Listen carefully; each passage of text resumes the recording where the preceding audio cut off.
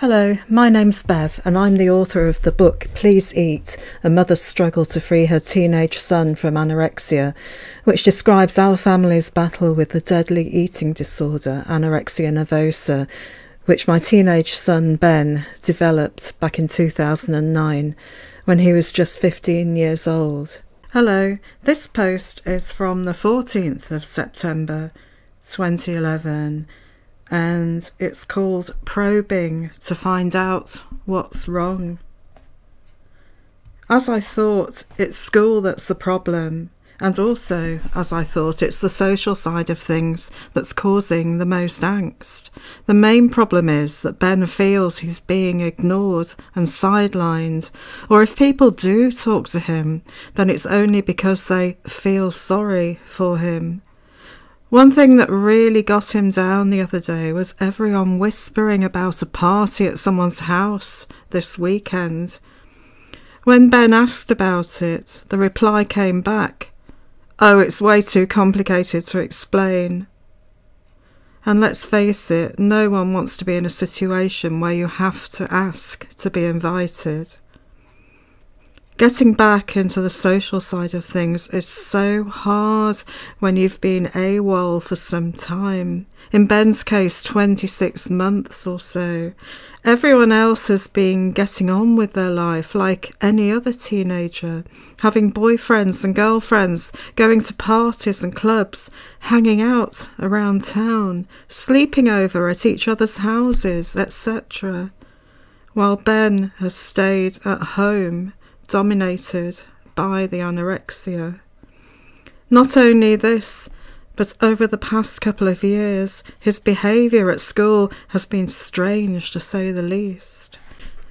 Not recently, but disturbing enough in the past to doubtless make some of his peers keep their distance.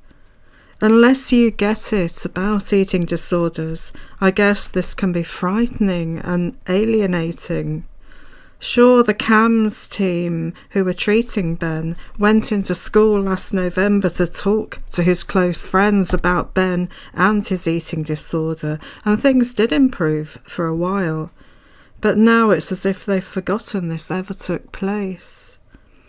When you're well on the road to recovery from anorexia, it's so difficult to pick up where you left off. What makes it most upsetting is that before the eating disorder took over, Ben was top dog in his social group. Now he feels as if to them he doesn't even exist. He says he's got quite a few acquaintances, but no real friends like I used to have before the anorexia, he said, and it breaks my heart. I feel like getting hold of his friends and shaking them, asking them why they don't make the move and include him in things, as it's so important now he's heading towards recovery and desperately wants to be involved again. But when you're nearly 18, the last thing you want is the embarrassment of your mother talking to your friends. The good news is that Ben hasn't cut down on his calories. Yes, the urge to cut down is there and is no doubt triggered by the social anxiety, but he said a big emphatic no to it and carried on eating. That's the end of that post. I think that was one of the most heartbreaking things at that time, the fact that Ben was desperate to get back into his friendship group and to pick up where he left off before the eating disorder struck. But it just wasn't happening, and I'd urge any young people whose friend has gone through similar to what Ben went through to make the move and make a real effort to include them back. And yeah, they might say sorry, no, or make an excuse, not turn up, whatever. But try again, just try again. Don't give up on them, because it really is heartbreaking to see this happen.